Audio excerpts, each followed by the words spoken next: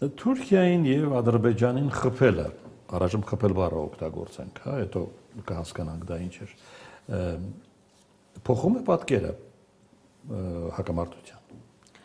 Իրականում մենք դեռ պետք է այս իրադարձությունների այդ երկու միջադեպերի դետալները ավելի լավ հասկանանք եւ ավելի շատ մանրամասներ հայտնի դառնան, որովհետեւ եթե նայում ենք իրանական կողմի դիրքորոշումներին, ապա առնվազն իրենք հերքում են։ Կոնկրետ այսօր Նախիջևանի ուղղությամբ այդ գործողությունների հետ կապված արդեն բազմաթիվ հերքումներ են տարածել, սկսած զինված ուժերի գլխավոր շտաբը, այդ թվում նաեւ արտգործնախարար, փոխարտգործնախարար, այս առումով դեռ պետք է հասկանանք, թե իրականում ինչ է կատարվել, բայց եթե դիտարկում ենք այն տարբերակը, որ Իրանը իսկապես հարվածել է եւ թուրքական ուղղությամբ եւ ադրբեջանական ուղղությամբ, մեզ համար առնվազն մի քանի սցենար է բացվում։ Սցենարներից մեկը հետեւյալն է, կոնկրետ օրինակ Նախիջևանի հետ կապված։ Մենք գիտենք, որ Ադրբեջանի հետ կապված Իրանը մշտապես ունեցել է մտավախություն, որ այս երկրի տարածքը կարող է իր դեմ օգտագործվել եւ հավանական է, եթե իսկապես այդ հարվածը տեղի ունեցել, պատճառներից մեկը կարող է լինել այն, որ իրանական կողմը ունեցել է նման մտավախություն, որ այդ տարածքից իր դեմ գործողություն կարող է ձեռնարկվել, ուստի դրանը տեղեկություն կամ առնվազն մտավախություն, որը ունեցել են նախորդ տարիներին եւ դրա հիման վրա էլ գծել են իրենց պլանը այս պատերազմի համար։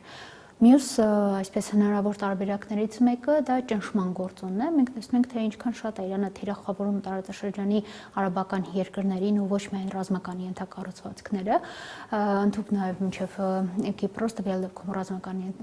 Մեծ Բրիտանիայի ռազմաբազը, բայց ամեն դեպքում տեսնում ենք, որքան լայն է աշխարհագրությունը եւ եթե Իրանը իսկապես էլ ավելի է լայնացնում աշխարհագրությունը, սա կարող է նպատակ հետապնդել ճնշումը մեծացնելու եւ առհասարակ տվյալ երկրների միջոցով նահանգների միանշանակ այո պատերազմի գինը բարձրացնելու ու ցույց տալու թե դա նաև ինչ-որ հակասական է, ինչու, որովհետև երբ Իրանը այդքան շատ երկրների է թիրախավորում հաշվարկելով, որ դրանով բարձրացնում է պատերազմի գինը եւ այդ երկրներին ստիպում է ճնշում գործադրել Միացյալ Նահանգների ու Իսրայելի վրա պատերազմը դադարեցնելու համար, բայց այստեղ կա նաև մյուս կողմը, դա կարող է նաև այդ երկրներին ստիպել Իրանի դեմ ինչ-որ գործողություններում մասնակից լինելու համար, այսինքն իրավիճակը այս առումով շատ փխրուն է եւ իրանական այդ հաշվարկը, որը եթե դրված է ճնշում գործադրելու վրա, կարող է վերջը նաև իր դեմ ուղղվել։ Այս օրերին, կոնկրետ այսօր, մենք օրինակ Ադրբեջանի դեպքում տեսնում ենք շատ հուժկու հռետորաբանություն, ինչը նաև շատ հատկանշական է ու հատուկ ուշադրության է արժանի կարծում եմ նաև հետագա զարգացումների համատեքստը։ Այսինքն, բացի բողոքի նոտայից Ադրբեջանը սպառնում է այլ գործողության։ Տեսեք, Եթե հավատանք այդ հայտարարություններին։ Առնվազն այդ գործողությունը որակում է ահաբեկչական, ինչը շատ հետաքրքիր բնորոշում է։ Նման փորձառություն իրենք արդեն իսկ ունեն, երբ որ Իրանում Ադրբեջանի դեսպանատան վրա հարձակումն էին որակել ահաբեկչական, որը իրականում անձնական հողի վրա տեղի ունեցած գործողություն էր, բայց Ադրբեջանը առիթը օգտագործեց Իրանի վրա հավելյալ ճնշում գործադրելու համար։ Ու այսօրվա դրությամբ նաև արդեն հայտնի է դարձել, որ իրենք փակում են Իրանի այդ սահմանը ու նաև տարանցման նպատակով բեռնատարների անցումը չեն թույլատրում, այսինքն առնվազն այս ուղղությամբ գործողության դիմել են, սա կախված նրանից թե որքան կտևի, կարող է իրանական կողմի համար որոշակի ազդեցություն ունենալ բեռների արտահանում ներկրման տեսանկյունից, ու մանավանդ Ադրբեջանի տարածքով հիմնական ուղղությունը դեպի Ռուսաստանի Դաշնությունն էր։ Իսկ ռազմական գործողության ռազմական գործողության Ադրբեջանի կողմից։ Ադրբեջանի կողմից։ Այդ մասով իրականում ցամաքային գործողություն։ Իրականում կդժվարանամ նման պնդումներ անել։ Մեր զորքերը բերվել են թիվ 1 պատրաստության։ Այս իրավիճակում կարծում եմ դա տրամաբանական էր, որ նման հայտարարություն կանեին, մինչև այդ էլ արդեն կային որոշակի նման գործողություններ, բայց թե արդյոք կգնան ինչ-որ ռազմական գործողությունների, դա ես չեմ կարող ասել, կարծում եմ Ադրբեջան անկետները նաև ավելի լավ կկարողանան մեկնաբանել դա։ Իրան-Հայաստան սահմանին էլ են կուտակումներ առաջացել։ Իրանական կողմից անցակետերում խնդիր կա ու կապի խափանման հետևանքով փաստացի այո անցակետը խափանումներով է գործում ու մարդկանց հոսքի կուտակումներ կան։ Հայտարարված պատճառը համենայն դեպս դա է, այլ ինֆորմացիա մենք չունենք այդ մասով։ Դեպքերը գոնե վկայում են տրամաբանորեն այն մասին, որ Իրանը Հայաստանից ավելի քիչ զգուշանալու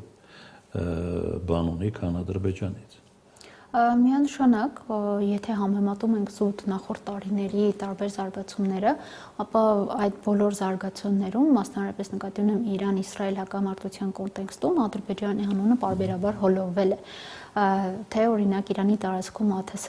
հայտնվելու միջադեպի համատեքստում, թե Իրանից տարբեր միջուկային ինֆորմացիաների արտահոսքի համատեքստում կամ միջուկային գիտնականների դեմ գործողությունների համատեքստում։ Այս առումով էլ Ադրբեջանը միշտ առնվազն իրանական փորձագիտական հանրույթի շրջանում թիրախավորված է եղել եւ կա այդ անվստահությունը։ Հայաստանի դեպքում մենք երբեք նման խնդիր չենք ունեցել եւ Հայաստանի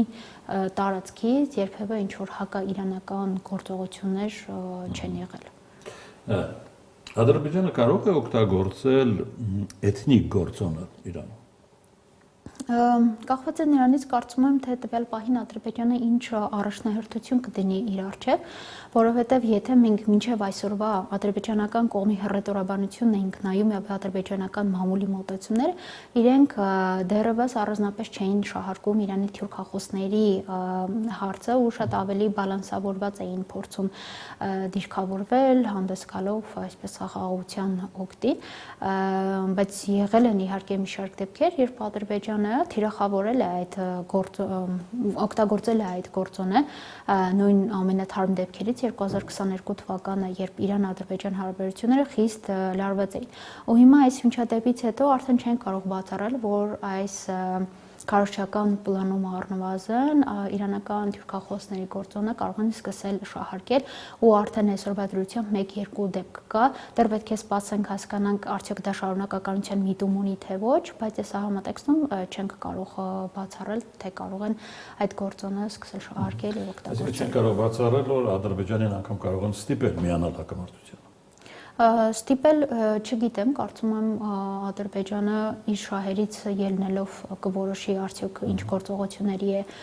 դիմում, առնվազն պետք է սպասել հասկանալու համար, թե ինչ ուղղությամբ է գնում ադրբեջանական կողմի գործողությունների տրամաբանությունը, քանի որ միջադեպը հենց այսօր է եղել եւ զարգացումները նոր են սկսում, դեռ առաջիկա մի քանի օրը։ Բաքուջեյանը հավանական թիրախ է։ Չեմ կարող ասել, թե ինչ թիրախներ ունեն իրանցիները իրենց ցուցակում, դա արդեն Բաքուջեյանից ինչքանով ես գիտեմ, օգտվում է նաև Իսրայել։ Այո, օգտվում է, գուցե իրանական այսպես ժամանակացույցում, հա, իրենց թիրախների, գուցե կախված իրավիճակից, ի վերջո նման թիրախել ունենան, բայց ես չեմ կարող նման պնդում անել, թե այո, անպայման թիրախավորելու են կամ կա այդ ցուցակում թիրախների։ Միտումը թերևս այն է, չգիտեմ կհաստատեք թե չէ, Ժանա, որ Իրանը կարող է էներգետիկ կոլապսի հասցնել ռեգիոնում։ Իրանը առնվազն փորձում է այդ ուղղությամբ ճգնաժամ ստեղծել